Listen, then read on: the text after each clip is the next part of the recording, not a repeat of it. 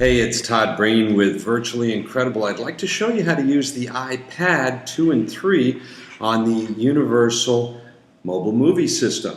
So let's get started. First thing is when you're using the iPad 2, you'll receive a smaller lens about this size. And when you get that lens, you install it on the lens holder. When installing lenses, we always recommend that you set the movie system down on a flat surface and carefully thread the lens on in such a way that you don't ever cross thread or strip the threads. It should spin quite easily. If you find it difficult to spin, you may have cross threaded it, so stop and back it up and do it again. Once you've put on the smaller lens, you're set to do the iPad 2. Now, if you have the iPad 3, you'll receive a super wide lens together in your order, and that goes on top of the smaller lens. They actually join together like this. You again set it down on the surface and just let it spin together. It should fall into place if you do it slowly and carefully. Now, when you have that all together, your lenses are attached. Now, some people say, can I store my equipment like this with the lens attached? And that's the single greatest problem we have with equipment returning, is this is very, very sensitive. If you put this in a bag, it'll snap, it'll break. It's not recommended that you store it. So please remove the lenses after each use. So now that you've got that set up, another thing that you can attach is the lights. Now, the lights are a requirement for most inspection videos and an option for video tours. If you're in a well-lit home, you may not need the light. That saves a little bit of extra work setting it up and a little bit of weight carrying it around with a heavier light on it. So it's up to you if you need the light or not. Again, we recommend it for most inspections. The other item that you should use, again, for video tours is your microphone. It's not necessarily required for inspection videos. Again, that's your personal choice. We like for inspection videos to keep our equipment very light and easy to use, so we don't keep, on the inspection videos, we don't keep the microphone very often. The microphone should be attached and pointed to you, like so. And the single biggest problem we have with these devices are that people will point them at 90 degrees.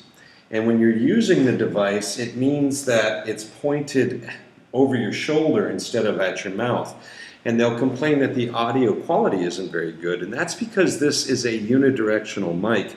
It's only designed to pick up what's spoken right into the end of it. So if you're not speaking into the end of this mic, it's not recording you. Now, there are two settings on the end of the mic. One's normal, and one is tele. If you're soft-spoken, we recommend using the tele. If you're like me and you have a really loud voice, you might be fine with the normal setting. However, no matter what sort of voice you have to point the mic about like this, which then means that you're pointing it right into your mouth as you do your tours. Okay, so make sure you do that. Now, some people like to use the universal stabilizer bar so that they can have an easy one-handed holding. Some don't. Again, that's personal preference. Please take care when installing this not to force it or cross-thread or strip the threads, because then it won't work again. Now, when all of this is set up like this, it's okay to go ahead and snap in the iPad. Now, the iPad needs to be put in rather delicately, because it's a delicate piece of equipment. On this side, you have the hole here, which is the lens, the camera lens, and you match that up to the camera lens that's on your universal system. There is a rubber band that comes on the device, and we recommend loosening the band until you're ready to install it. And it slips in. Put the lens side in first, and then snap it in until it's secure in all four corners.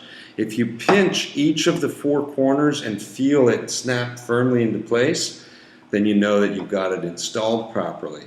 The last thing is that this rubber band can then be stretched. You see it there? Stretched over. That's just, we call that insurance. Okay, we recommend you keep that on. You're now ready to begin filming.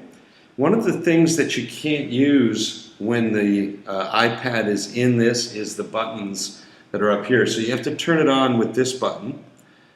Okay, the large center button. And remember that you are using this equipment for video only. Now, to connect your microphone, you will have received a short adapter cable, and it has a little ring on it that says mic. A lot of people forget to use this, and then they wonder why it doesn't work.